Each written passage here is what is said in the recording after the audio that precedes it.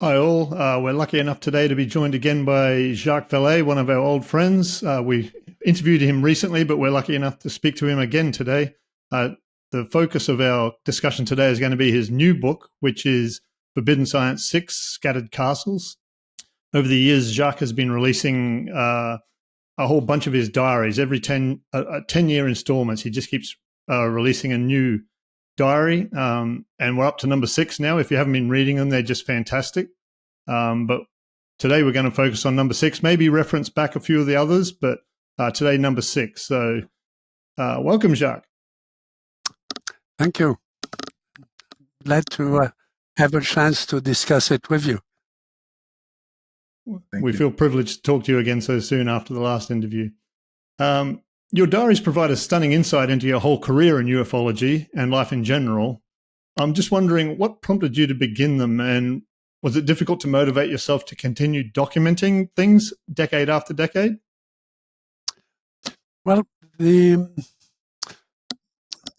diaries are a form of literature that's more appreciated, I think, in Europe than it is in America.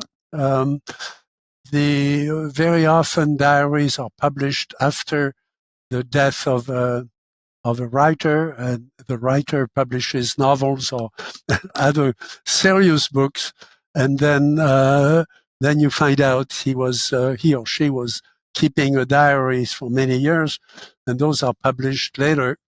To me, they were important at a time in my life when I was really hesitating. My father had just died. I was a young student with no money, essentially, in Paris. I was a good student, but conditions were tough politically in France. If you remember, there was a Vietnam War in France, the Indochina War, and then the Algerian War.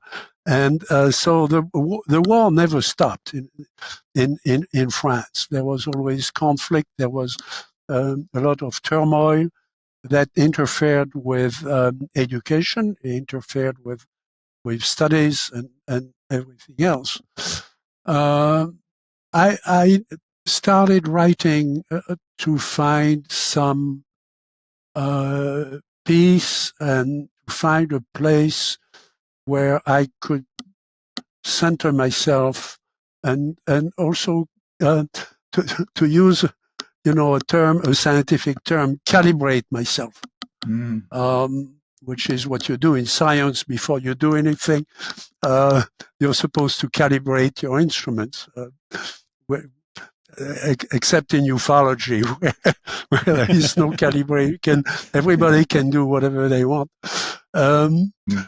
And I found that this was very useful because I could, of course, at the time I had no idea to publish them. For one thing, I didn't think anybody would ever be interested in what student in Paris would go through on a day to day. But I was in touch with people who were in touch with scientists and other people, and what we were doing was what I was learning was interesting. So as time went on, I found that it was a good reference for me to find my way through the French education, which at that point was still very, very good. And by the time you got to the Sorbonne, it was extraordinary. And because we had leading world scientists teaching us.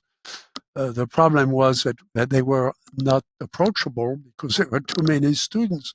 But at least we were in a movement so that carried me through the initial phases of the journal, and then I found it was so useful that I continued writing it.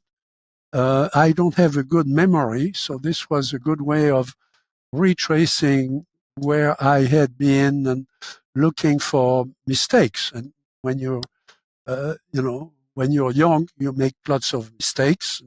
You don't know where you should go, and um, the and not to mean that you don't make mistakes later on when you get older. So that was a motivation to continue. Not and of course ufology was a trigger because I started about the time when the subject became prominent in French media. And we were talking about it as students, but it was, especially in science, was this something where science should be applied? And we had some illusions that science could probably attack the problem successfully very quickly if we could get the right resources into it.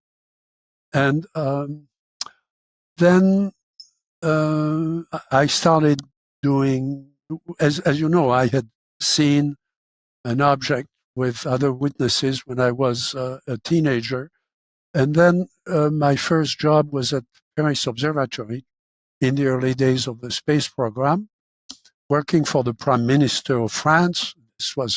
There was no space agency in France at the time, and this was strategic. So we were working under the Prime Minister's uh, duty, and the people I was in touch with at the time were people who had an inquiring mind, and we started this little group that became known as the Invisible College and so on. And I thought, historically, it was important to record all that because we really thought, and turned out to be right, that we were at the very beginning of something that could get very big, where other people would join in, other people would take over and carry it forward, which I still hope, and they would need to know something about the history. Right. So they wouldn't make the same mistake. So that was, and then I found it very useful for also to record emotions, which are a part of science. If you look at the life of Einstein, it's not just general relativity. If you look at the life of Madame Curie, it's not just radioactive polonium, and so on. On the way to having 2 Nobel Prizes, she had some fairly violent emotions as well. And so, it's become something very rich for me that I could continue to, and now I find, unfortunately, many of the people who are in my diaries are dying, and new people are coming into this cycle, and it's a way for me to record how I've changed with respect to a world that is, continuing to change in radical ways. So it's a long-winded answer to your question. That's why I've continued to do it. I've often thought that I should not publish it now, that I should let my kids publish it if they want to. But then I find that it's useful.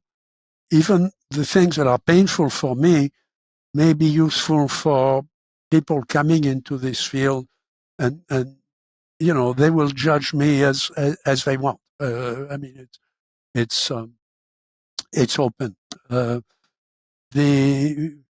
I do try to not to infringe at all on the privacy of other people unless they authorize me to.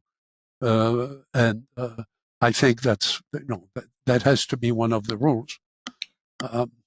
So I think that's why I continue to do it. Right. in your journals, you share your experiences working with different groups that have tried to study the UFO problem in some official capacity or on a civilian capacity, or Project Blue Book, the Condon Committee, the group in France, the official group in France, later BAS, and then later, your friends that call themselves the Lone Stars. So you work with a multitude of large UFO research organizations, but you and your colleagues seem to have been more fruitful when working quietly and alone. So I guess my question is there a way to properly study the phenomenon by large groups and in an official capacity that could avoid the mistakes of previous attempts? Well, the same problem exists in all of science. And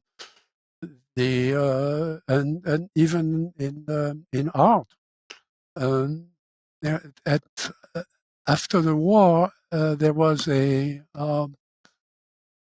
Nobel Prize given to a French scientist who lived in the south of France, in the unoccupied zone, that where the Germans were not in control, and he had no contact with his colleagues in science, and he made. Because he didn't go to congresses, and he said himself, I couldn't go to conferences, to international meetings, and so on. I didn't know what my colleagues were working on for 4 years. So I thought, well, what can I do around here in my lab that I've always wanted to do and that nobody else was doing?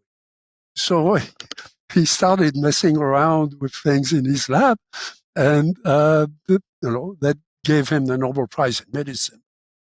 Well, so it's useful to be solitary from time to time to recalibrate. I've done that myself, both because I was forced to do it, and at other times because I wanted to do it, and I was disgusted with everything that was going on. Take the Condon study. I followed, of course, the Condon study. Dr. Hynek and I were the first scientists to testify before Condon. I still appreciate what the situation where Professor Condon was. I'm not ready to throw stones at him, but I was disgusted by the reaction. People did not read his report. The New York Times said, well, it's flying saucers are essentially useless. And the same thing on television, and the same thing with the National Academy of Sciences in the US. At that point, I told Dr. Hynek, I'm not staying in the United States. If that's science in the US, I don't want any part of it. And my wife felt the same way, Janine, and we sold everything we had, which wasn't very much, including an old car, and we kept the books, and we went back to France permanently. That lasted 11 months because France was not in much better shape, and we came back. But the fact was that when I was in France, as you may know, in May 1968 in France, there was a major uprising where nobody could work, and I had a good library, and I started looking at things that I probably would never have looked at seriously in normal ways, surrounded with my colleagues, working with Dr. Hynek and others. And I wrote Passport to Magonia, which was, like a comet out of nowhere. and was essentially rejected by everybody, especially by the UFO researchers, because no, for obvious reasons. Mm-hmm. And I could not have written it if I had stayed in Chicago, if I had continued to work in American science and American. I probably would have done some interesting things, because that was my PhD was in artificial intelligence in 1967. Artificial intelligence has a long tail, and my PhD was in AI applied to astronomy. But there were people in downtown Chicago, not at Northwestern in Evanston, but downtown, running the finance department, who wanted me, now that I had my PhD, and to bring some students and redo AI for the commodities market in Chicago. Everybody talks about the stock market, which is in New York. The market, which is in some ways more relevant to you and me every day, is the commodities market, because it's, the price of sugar, the price of steel, the price of copper, and so on varies every day.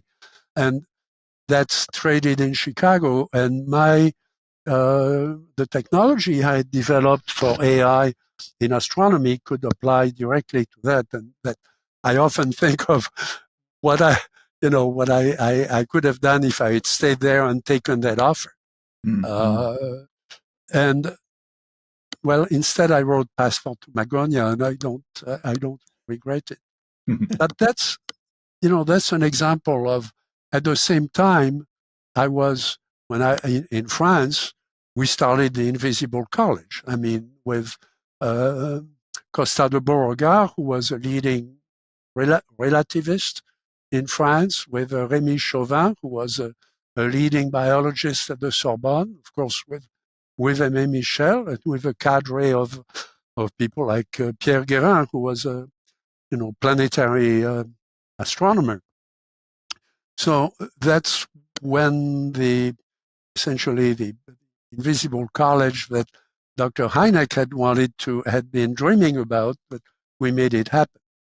So you can see where, like many scientists, I went from periods where I was just alone with books.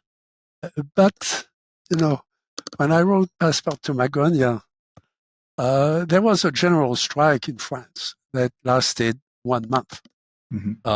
I think in the US, the United States have never had the experience of a general strike that lasts 1 month. It freezes the whole country. Mm-hmm. And the only people who kept their shops open were the bookstores, because they had nothing else to do. So I spent a lot of time in Paris going to the old bookstores, and you could still buy some of those, the complete works of Paracelsus for what I could afford, which I certainly cannot do today. So I surrounded myself with the leading thinkers of the last 5 centuries with published books, and I had all those books around me. So in a way, I was never alone. Returning to like the whole question of working within a big organization, part of your career has been working with the government or the military as part of like a larger group. Is it worth having that complication of being bound by official secrecy and also the possibility of dirty tricks by government or military, which we've seen throughout the history of ufology? What's your view on UFO researchers working with the military or government, having done it yourself? Well, I'm very concerned about what's happening now, where all the data and all the ufologists have stopped going in the field to talk to farmers. Instead, they get on the internet and they want to talk about a general or a lieutenant colonel has an idea about UFOs. The ideas in the military has made the point early on that they are better at detecting things because they have equipment which is scientifically calibrated. So they can say, if they say it's 10 meters in diameter, it is 10 meters in diameter. If a farmer says it's about 10 meters, it could be 50 meters. I mean, you have unless you have a way of calibrating with other people, you're stuck as a scientist. So the military data looks better. It's not better. And, in one of the Seoul conferences with Dr. Nolan, I showed a curve that had two bumps. There is a small bump, which is military reports of pilots, the Nimitz, that kind of thing. And then a huge hill, which is all the normal reports from normal people in the field. We underestimate the size of that hill because only 1 out of 10, for example, is ever reported. So it's extremely rich. You don't need a security clearance to approach the people. And if you're lucky, they'll give you a cup of coffee. So to me, that's what I want to go back to. As you know, I've gone through Argentina, at least parts of Argentina, 4 times, and Brazil and Russia 6 times. And certainly I know France very well. And I've been in every part of France with local investigators who've guided me to places where there were interesting sightings. And that's been the bulk of my contribution. It's not from, apart from the database development, but most of my contribution has been with observations from the public. Right. And, including the Trinity cases in New Mexico, which are extraordinarily rich, and it helps to have a wife who is a psychologist and knows how to talk to kids. I'm remarried now to a psychologist, so that also tells you maybe about that I need help in that direction. But I do think that yes, there is a contribution from government files and government organizations, especially the military, because the military has radar. On the other hand, the radar on the Nimitz was so good that all the data was confiscated. So what you read in the New York Times is 1/2 of the experience of Nimitz. It's not the whole experience. We don't know whether the radar data supports or doesn't support what the pilots have seen. You need what the military calls data fusion. Data fusion means you've got the witnesses, you've got imagery from different cameras, you've got information at different wavelengths from sensors, you have radar, you have people on the ground watching things with binoculars if you're lucky, and then you have the AWACS way above you coordinating the fleet, okay? So out of that, you're going to get something that's extremely rich. And you're going to get it if you have the right security clearances. And then you need the clearances for the submarines, and the submarines don't talk to anybody, no matter what clearance you have, unless you understand what a submarine does, okay? Which is to stay hidden out of the way for a long time. And so the people don't understand that. They assume that, of course, that's the gold standard. It's not the gold standard. So with the Nimitz story, do we know who actually sequestered the data? Because the story is that some people in civilian clothing came on board the aircraft carrier and they took all that data. And that seems to be the case with other cases that you investigated, in which your contacts told you that someone actually totally went against all the proper channels of, to secure information. So what is that all about? Is that part of what you call the interference? That is, something that it seems to be trying to keep us in the dark about the phenomenon, or is a group, a military group that is, trying to monopolizing all this data? Well, you have to keep a certain sense of humor about all of that. I know it's hard to do, but I think it's important. One time there was a situation like that, and Dr. Hynek went to someone he trusted very much, Colonel Friend. Colonel Friend had run Project Blue Book for a couple of years, and he was one of the leaders of Blue Book that Dr. Hynek trusted. There were others that he didn't exactly trust. And he asked him, essentially that question. I mean, what is it about? And Colonel Friend, of course, had higher clearances than Dr. Hynek, and he was very, very funny. He was a senior officer, black officer with a good sense of humor. And he looked at Hynek and he says, it means one of two things. Either they know what it is, or they don't know what it is. So I think I've never forgotten that, because that's a sense when people tell you, well, it's classified, I couldn't possibly share this with you because it's classified. Well, and we were in that situation, with the BAS project, where we had top secret clearances. And we were asking people in the Pentagon, hey, here is my clearance. We were studying this, what was it? And they say, we couldn't possibly share that with you. You only have a top secret clearance. Well, okay, so I can't do it this way. And I'm a scientist trying to make sense out of this, because I've seen one when I was 15, and I've known all my life that this existed.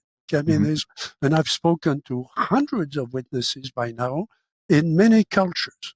Okay, so I'm going to do something else. I'm going to continue to buy a plane ticket to Buenos Aires, and I'll go talk to this young man who saw something when he was 14, and I met him when he was 14, and now he's 43. And I want to know if he continues to see them. And we had a great time, as you know, going over all of that with the people who had followed that. His parents are still alive, thank God. And we had a great time, and we learned a lot about the phenomenon. Because you may have questions about the phenomenon when he was 14, but that continued. And he's in touch with something today, okay?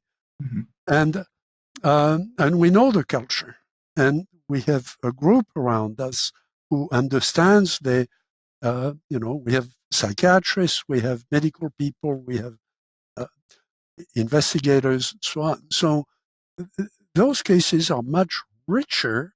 I mean, what can I do about the Nimitz? I've never been on an aircraft carrier. I've worked with some of the officers from the Nimitz on the database development, and they are remarkable men, and I respect them deeply. Not so much not only for the Nimitz thing, but for their whole career. When they say that they've seen something, they've seen something. It's ridiculous. Psychologists come along and say, how do we know that their vision was? I mean, These are people who are in combat in Cambodia, and so on. So I think we need, at some point, we need to combine. I hope that with Dr. Nolan and with the group, we can achieve that, combine what the military can contribute, because there are many things they don't know at every level. Right. At every level, there is another level. Right. I think why we started saying, the people boarded the Nimitz. Actually, they boarded the companion ship that had the radar. The Nimitz Yes, didn't have the radar. you're right. Yes. And they confiscated all the radar data. Well, yeah, but the radar was an experimental radar. So maybe they weren't just interested in the radar.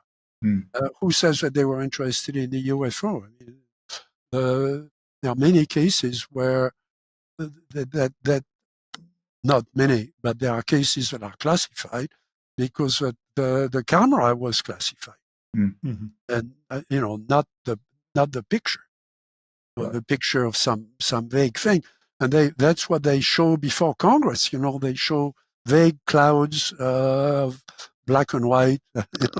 It's essentially zero information. I mean, that's why scientists laugh at that. They say, I mean, that's what Congress does. Why don't they call us? So, again, you have to look at this with some distance. Right. Speaking about things that classified and then they were released and brings more confusion to matters is the issue of Roswell. As the journals progressed, Roswell became more and more prominent in the entries. In the earlier Forbidden Science volumes, it was almost taken as a joke by you, like, oh yes, these Americans who think that the aliens are going to come and crash in the middle of the desert. But then, as the years went by and you start talking to your contacts, you seem to have become more and more convinced that something actually happened in Roswell in July of 1947.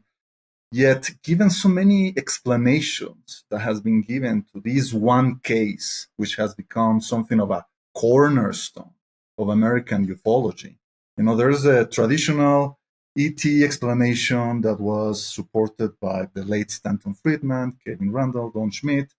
There's the body snatchers theory proposed by Nick Redfern, the idea that there were clandestine experiments with prisoners of war and even maybe psychiatric patients.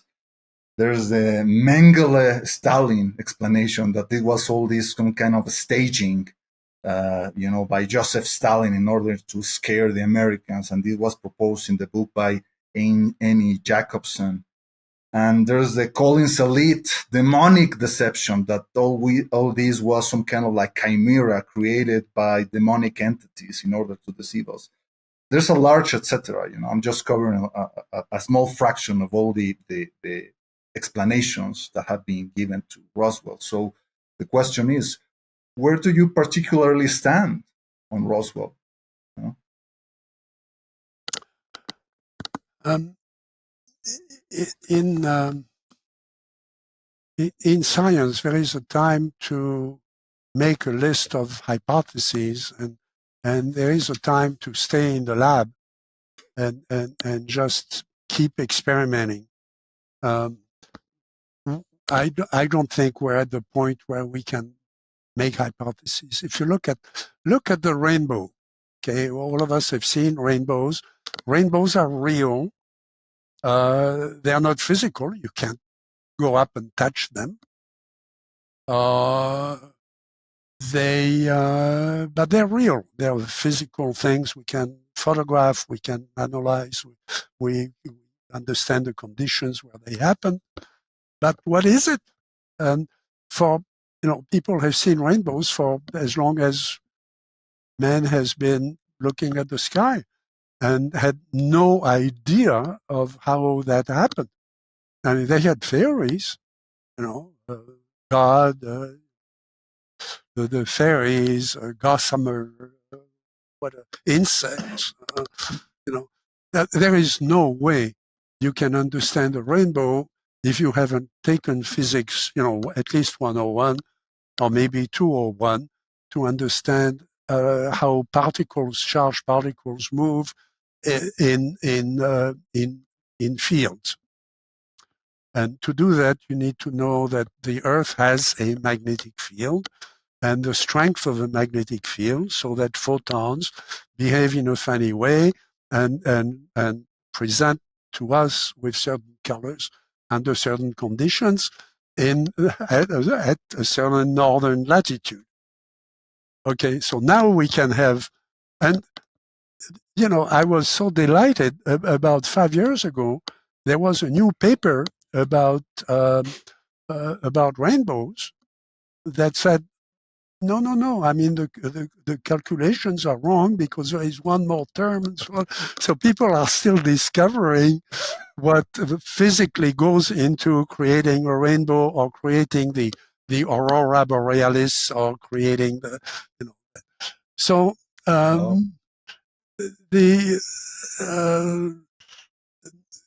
we're still working on this because there are mysteries in the higher atmosphere, and there are mysteries even close to us with the rainbow.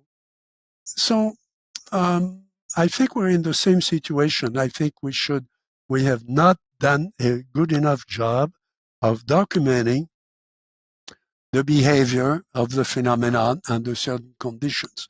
And the idea that this is extraterrestrial is it's a natural hypothesis, and I certainly have nothing against it, but it's only one of many. And so the other thing you do in science with a hypothesis is you try to shoot it down. You shouldn't spend your life trying to prove your hypothesis.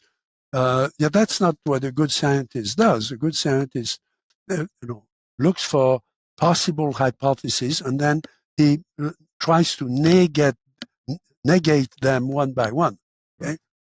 And with UFOs, it's easy because you can pretty much negate all of them, including the ET idea.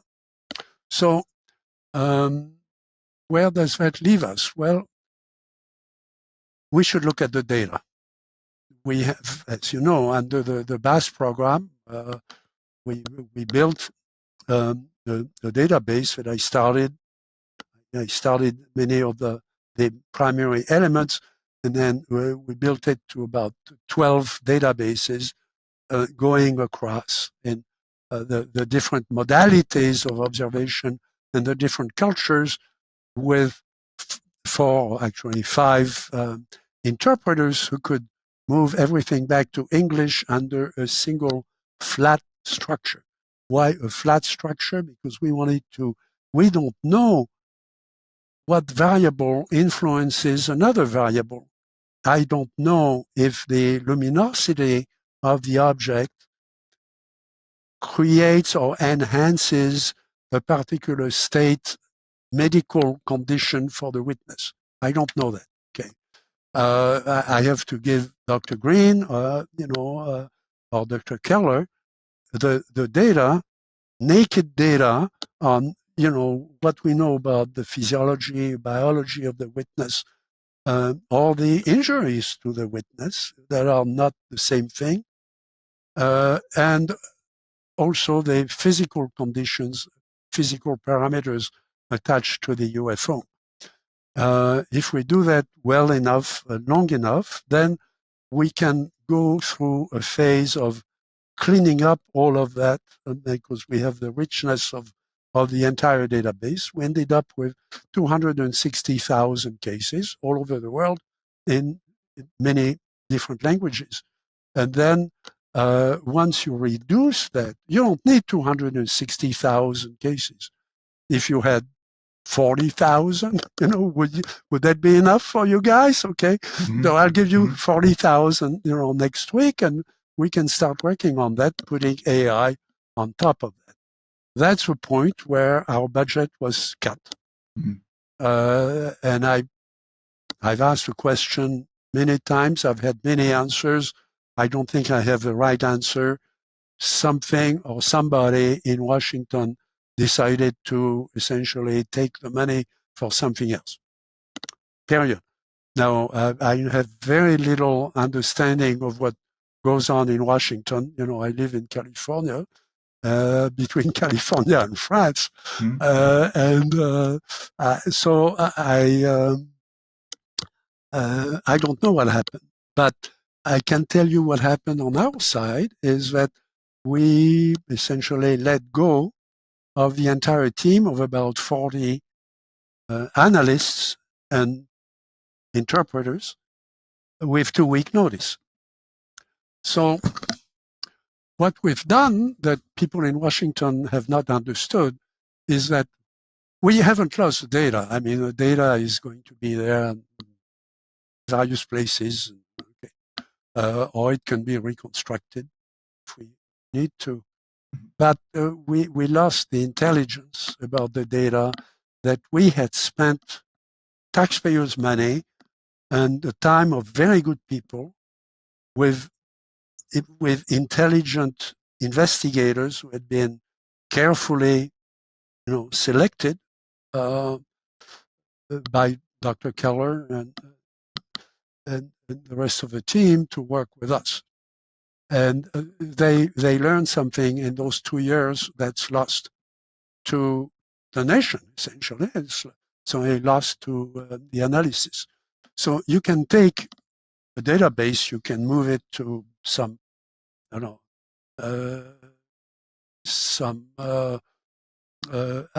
analysis institute, and they will analyze it.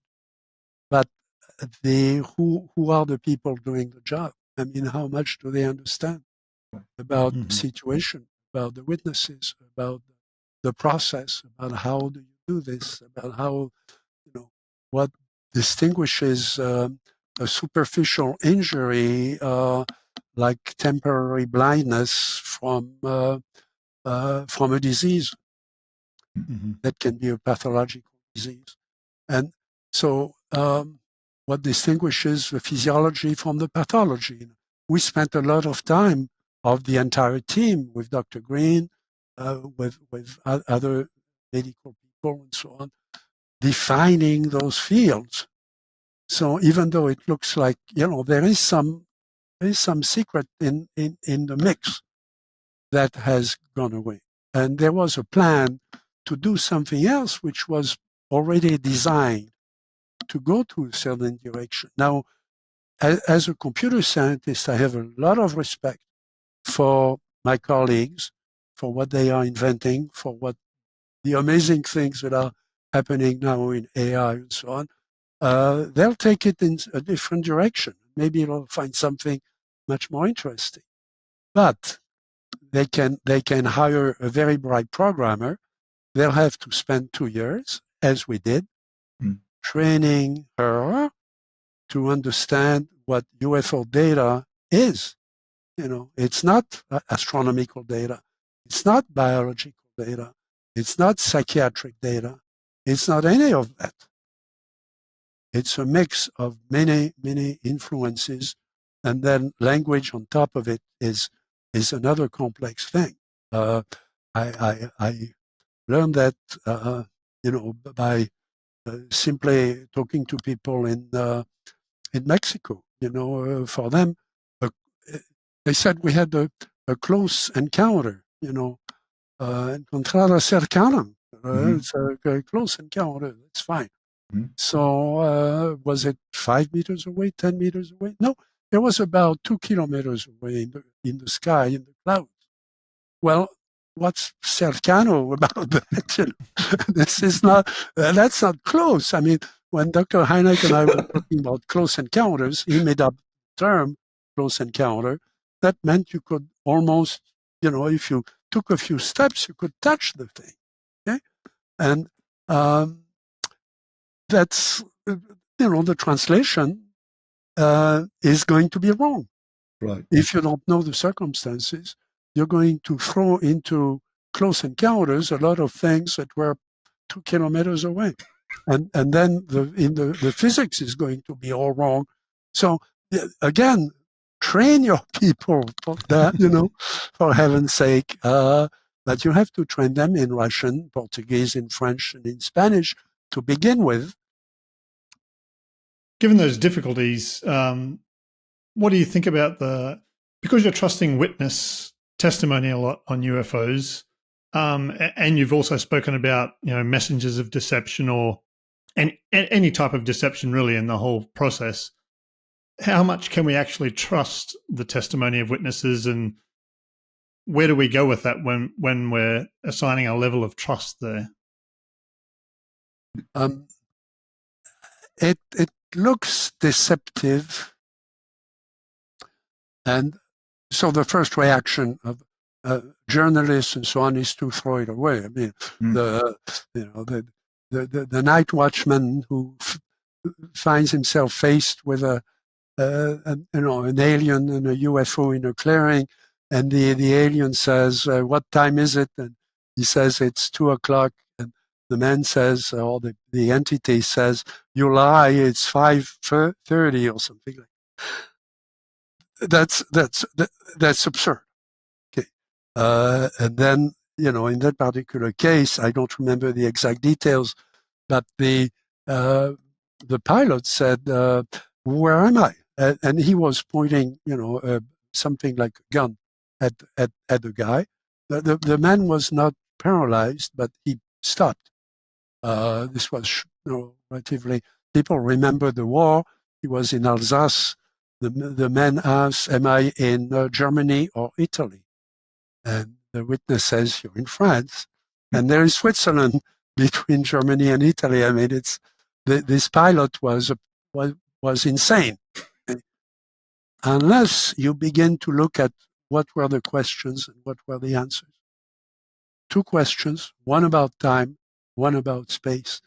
Both of them says, you're wrong, you don't understand the question, which to me, at the next level, but you have to go to the next, says you have no idea.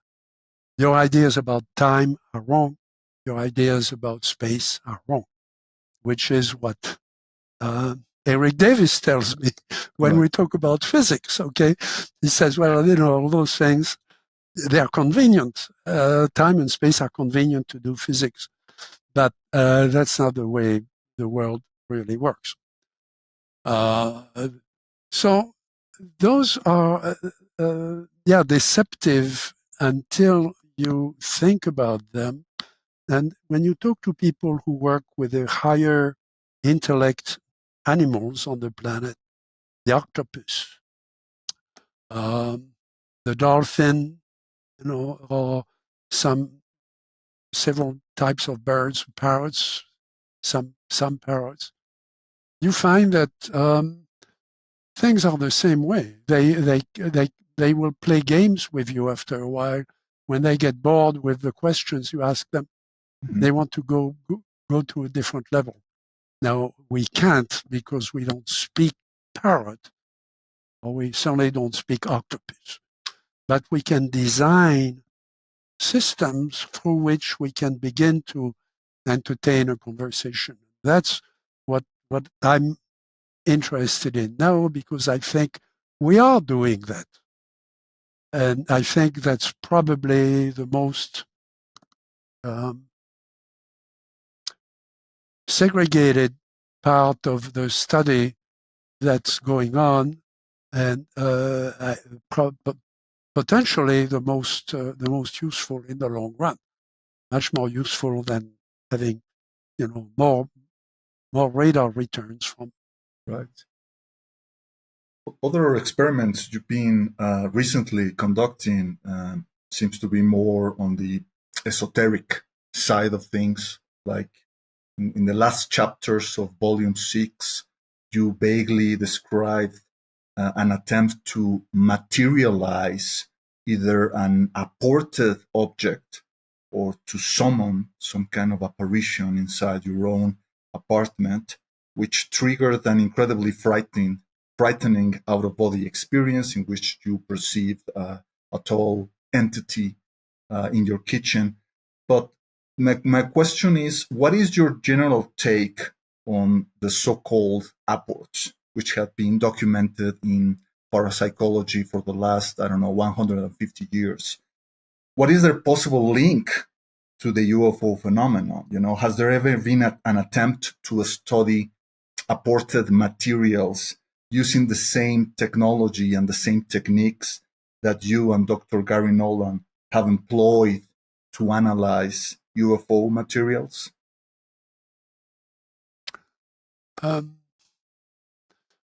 We're just at the beginning of looking at UFO materials. The first thing you do is to try to find cases that are well studied already. And there are many, as you know, in literature, where some material has been recovered. Mm-hmm. Am I answering your question? Yeah, we're going to, yeah. So I'll go on with that. We've been doing that for a long time, certainly in France, from way back. Dr. Sturrock at Stanford, as you know, did that when I was working with him in the 70s and continued in the 80s, 90s. He has turned over to me all the material. Mm-hmm. Project Blue Book was doing that. I remember, at Wright-Patterson Air Force Base, they had, they had shelves with lots of strange stones and rocks and metals and so on. I assume all that has been thrown away when the project was over. And the stories were, were not good enough to really spend the time to take it to a lab and spend weeks or months studying. So we're restarting that. People have been interested all along. I remember when Dr. Sturrock turned over to me his collections, he said that part of it was missing because he had put it in a safe deposit box at the Bank of America downtown Palo Alto, which is a bank for Stanford. Mm-hmm. And the director of the bank called him in his office and said, Professor Stark, would you come by when you have a chance? He went to the bank and the director took him to the safe and showed him his space opened up and the door had been left open. But whoever found the two keys to open the case and to steal the. Now, this was not done by a student. It wasn't done by somebody drifting by. You have to know the procedures of the bank. You had to have the other key, and you have to have a copy of Dr. Sturrock's key. Or you had to be very, very good at opening safes in banks. Or maybe the material dematerialized itself. So somebody was very, very interested to the point of doing that. Okay. We know that there is value in that. So I think what we're doing now with Dr. Nolan and 3 or 4 other places, including the French, are revisiting cases where we already know the composition, we already know the analysis. Mm-hmm. As you know, we've published one completely from beginning to end, the case in the Midwest, where we know the names of all the witnesses, we know where they were within an hour of the sighting, and we have the steel. Mm-hmm. And we know I recovered the photographs taken by the police of the melting steel that they, on that, in that town. So, and the firemen were there. So we have something that's complete testimony, and we have the metal, and we have reanalyzed it to get to the isotopes. After 2 analyses that were done by industry, at the request of the police and the Air Force. So that's the standard. I think that paper with Dr. Nolan, a couple of our colleagues, is a standard on how you do that, how you select the cases. Now, there is nothing especially interesting so far in the isotopes. Mm-hmm. In other words, the isotope ratios were not manipulated by whoever was flying the thing that they saw flying over the town. Mm-hmm. We don't understand why somebody would want, half a ton of melted steel aboard a flying device. Right. As part of the study, they called the Strategic Air Command because the B-52 had flown over the town on that evening, and the Strategic Air Command laughed, and they said, we carry nuclear bombs, we don't carry furnaces. Mm-hmm. And so it's open. I think we've tried to show good methodology, good standards to continue to do that. I think we and our colleagues in different countries need to continue doing that, and then we'll be able to compare results. Right. I guess where I was going with my question is that you have, on the one hand, the UFO phenomenon with objects that have the capacity, as you have recorded in your cases, or to materialize and dematerialize instantly, right? And on the other hand, we have what are called in parapsychology apports, which can be any kind of objects, keys, books, photographs, that are also recorded to be able to appear out of thin air during spiritual seances. So I guess where I was going to is there a link between those objects, the apports, and the UFO? Maybe the UFO is, just a big ass apport, So I was thinking that maybe there was some scientific interest in go and analyze the molecular composition of an apported object using the same tools you have employed to analyze the UFO materials. Maybe we could find some correlation there.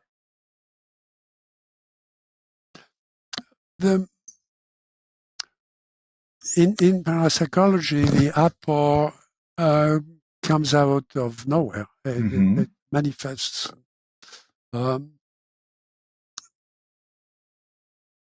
Here we have now people saw something bright falling from that object, and they saw where it fell. Mm-hmm. It fell in a park where there were people. It was a nice evening. It was very cold, but people were walking through the park, and then there were two other groups of witnesses who were at some distance from there driving or walking in the town. So the implication is that it was ejected by the object, and that's usually the way witnesses will. That's the words that they will use. It was ejected from the object. So of course, it's interesting from an aerodynamic point of view. Is it something that's used in propulsion? Mm-hmm. Now, why would you use steel in propulsion? Well, I don't know. I found, if you read the end of our article in that science magazine, which is an astronautics, it's a top astronautics magazine in the world. And so they took an interest, certainly, in what we had to report. You find that the material itself is there are experiments done with molten steel, and that have to do with propulsion.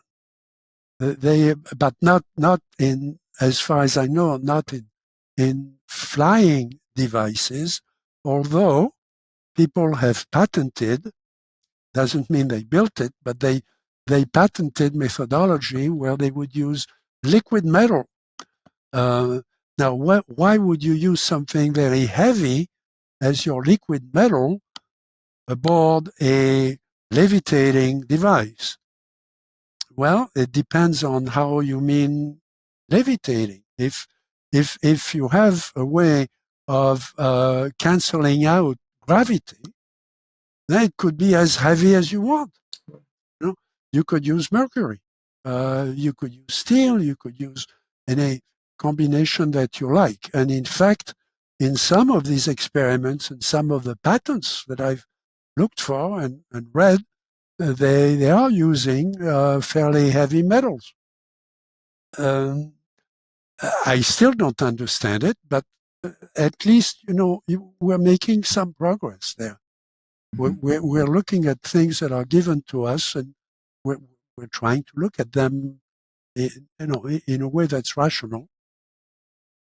I think that you hinted, and I didn't do a good job of picking up on that, but you hinted on the role of parapsychology in all this. I mean, it's obvious when I talked to Dr. Putoff and others on our team. The team is well versed. The team from Bass was, including Mr. Bigelow, are all well versed in parapsychology and psychotronics in general. And we didn't have a chance to go far enough with that. And it takes a different climate, a different structure to do that. But we've done it before, so can redo it. Right.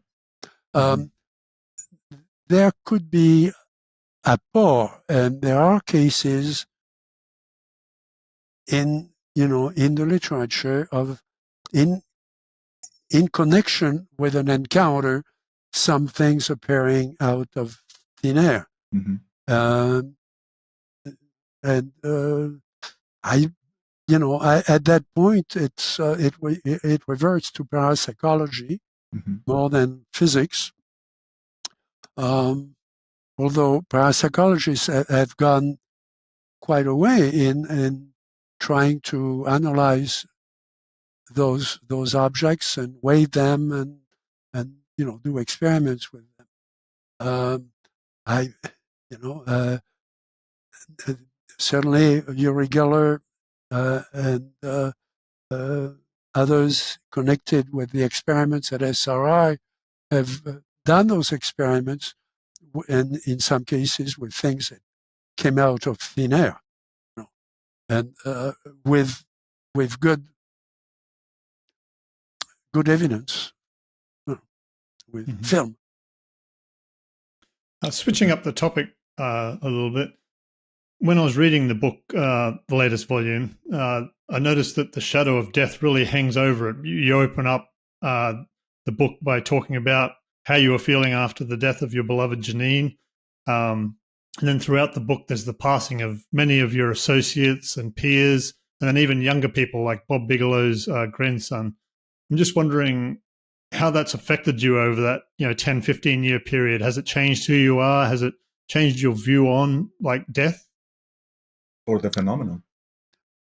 Well, in one word, it made me look at life as something, both mine and that of others, as something much more precious.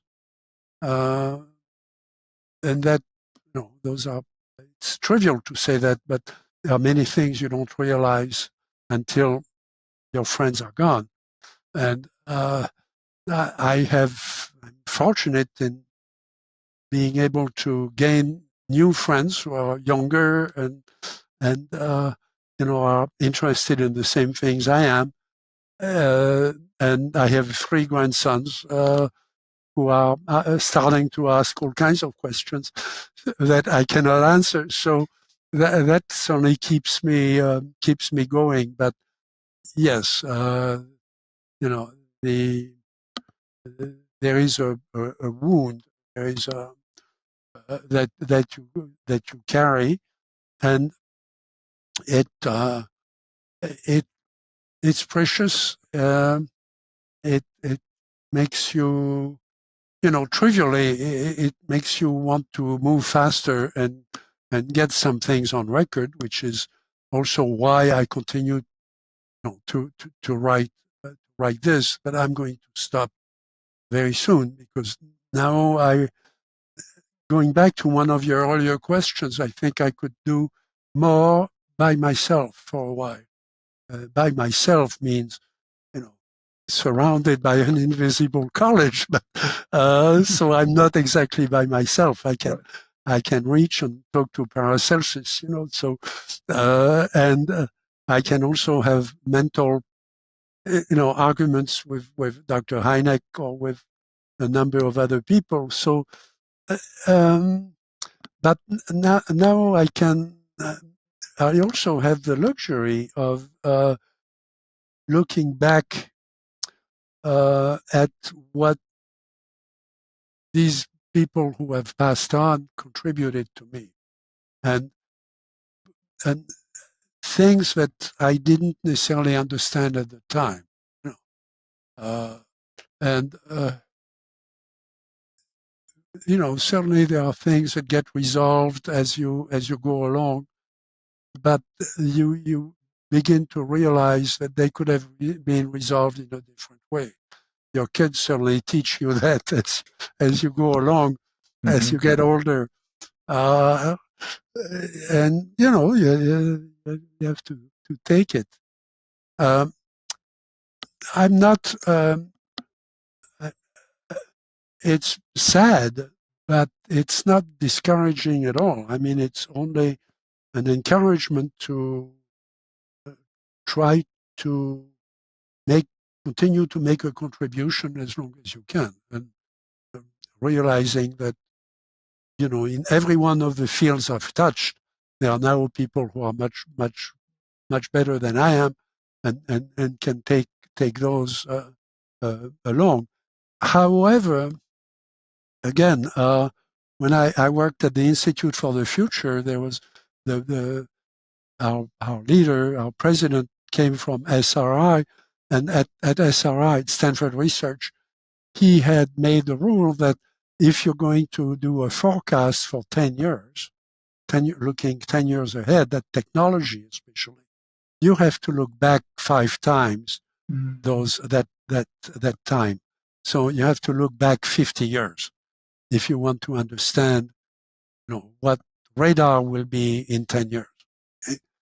What are the things that we couldn't solve 40 years ago, or that we developed a technology for, certainly with computers, we developed a technology to do certain things that our computers don't do very well. But you have to look at why were they stupid when they developed that technology, which is something that occurs to me often when I look at connectors. I mean, why do we have that many connectors that only connect to a particular Apple device? Oh, yes. And I can't use it yes. when I'm in the field with another phone. I can't use the phone. Okay, who thought of that? Well, the reason is people who thought of that were very clever, and they wanted to corner the market for that particular device. And they wanted to make sure that you couldn't use it unless you bought their device. Okay, but we certainly could. Obviously, a good young engineer could design a universal connector for any kind of phone. So you just need enough little plots so that you can choose which ones you connect and which ones you don't connect.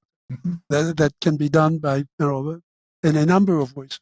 So the solution is obvious, but again,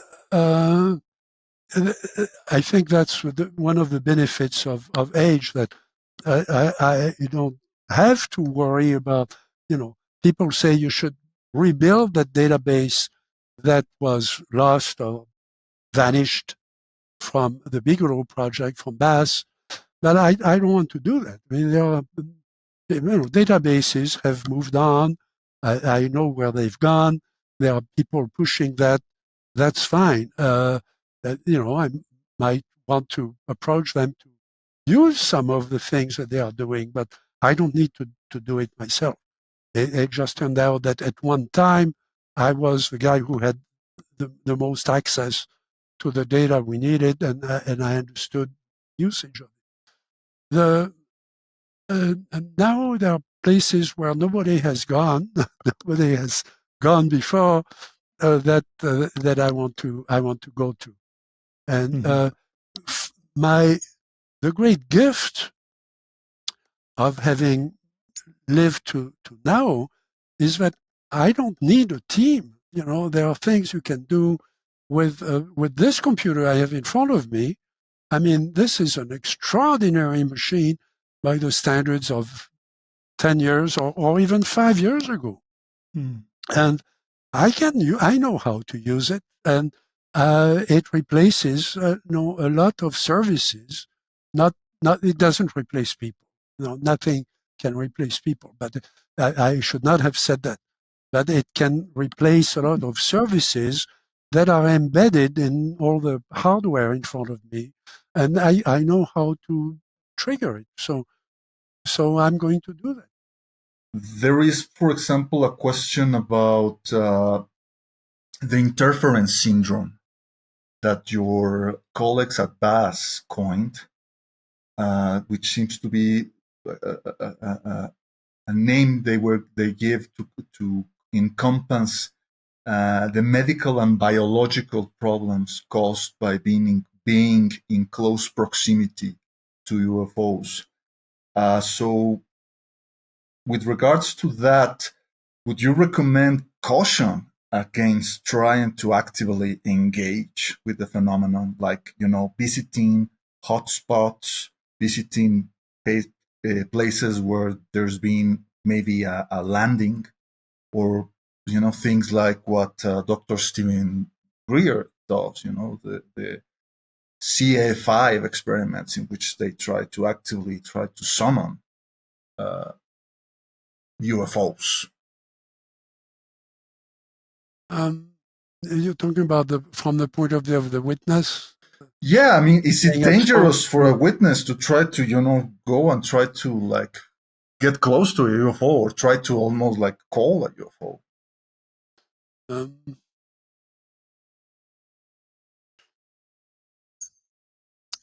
I have not found a pattern at all, and I don't know if some of my colleagues have, in terms of who gets hurt and who doesn't get hurt when you're close to a UFO. As you know, the kid in Argentina Exactly. walked right up, yeah, to the object and to the occupants, and climbed the ladder inside, and was not worse for it.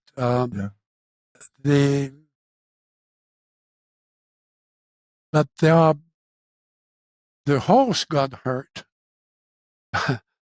because the horse was nervous and was tied to the ladder to the object. Right. That's one of the, those are cases that are so absurd and at the same time so beautiful. Right. They become almost archetypes, archetypal. Of course, the horse doesn't like to be tied to a flying saucer, so the horse is going to move around and hurt his leg. In fact, they had to put the horse to death a week later because it was useless. They couldn't ride, they couldn't ride it anymore. Well, what do you make of that? I mean, you can take it any kind of. Was that? How come the aliens couldn't cure the horse? but at the same time, the kid didn't have any problem. He wasn't exposed to anything bad. He had to get out quickly because they were going to take off, and they didn't want to take off with him. And he was stopped by a sort of an invisible barrier, but that again, they didn't hurt him. Other cases, I mean, the case of the geologist in Canada who had his shirt imprinted on his chest by the radiation that came from the object. Right. And he was some distance of it. He wasn't getting to touch it. We don't know what the rules are. If it's the witness, or if it's the object, or if it's the situation, or if there is a perceived threat by, quote, them. And again, I don't think we're ready to draw up hypotheses. I think we need good data. We need to know the distances with some precision. We need to know know more about the type of radiation we're dealing with, the types, plural, of radiation. And, where are the teams of scientists who are going to do this? Mm-hmm. Yeah. Just to wrap things up, at one point in the latest book, you have a moment of realization where you realize that your research topic of choice, UFOs, may involve a phenomenon that's deceptive, and that you're working with military who might be deceptive. And then you've got the scientific community who are just willing to put people like you down, just because of the topic you're working on. It's a fairly tough road that you've taken with your professional career, at least in terms of ufology. Do you have any regrets about it, given all the other options you had? You could have becoming an AI researcher or all these other options. Do you have regrets about going the path of ufology, or is it something that you think you were destined to do? Hell no. I certainly don't. I look at my, people of my cohort and what they've done with their life and how they are at the end of their life and what they've learned. They've learned a number of things that have passed on to. I've always looked at the next challenge, and the funny thing is, not only that I survived in science. I mean, people knew I never tried to publish my UFO books under false name and so on. I did publish a couple of novels under under an assumed name, because that's what you do in literature. But in science, I've never tried to hide. And when people ask me, they said, "Well, I saw one," and try to explain it to me, and I listen. If you have an explanation, come up with it, okay? And I'll go on do something else. And I continued out of curiosity. I think curiosity is the number one requirement if you're a scientist. And you have to challenge yourself. And once you've understood something, you need to move to something else. Nature presents you with things all across the spectrum. So I never stopped doing that, and I found that people either respected that or tolerated that because I was a very good programmer, and at a time when programmers were in short supply, especially scientific programmers. So I had a seat at the table discussing galaxies or discussing cancer research or discussing, any number of topics where I could contribute. And what I've learned from that, I think I've earned the respect of the people who were involved with those projects, and so they kept me on or hired me to work on the next one. After that, within the academy, the subject is still verboten, but I could give you a name of 10 scientists that are respected and that names that you would recognize, including some who became CEOs of companies in Silicon Valley who are respected either for their science or for the $500 million they have in the bank. But, that means something too. And who have had close encounters, and I mean close. And some of them continue to have encounters themselves or their family or people they trust. And they're not going to publish that. But they certainly, have helped me along with who do you call at which lab to get something tested cheaply, and who you can trust to look at photographs, who has enough experience to tell you, where to take it, what tests to do, and so on. So we're past that point. I really don't care what the academy says. The academy has answers to a different audience. It's the one-to-one discussion about something that's on the table between us. That's what I want. Okay, I'll put something on the table and discuss it. Yeah, wonderful. Jacques, thanks so much for your time today. We really appreciate it. Thank you. As I always say, me and Miguel could ask you questions all day, and perhaps another time we might. We'll get back to the parapsychology angle. Yes, thank you. Whenever you want. Thanks, Jacques. The book is, guys, get this book. It's amazing. Yes. Thanks, Jacques. Bye-bye.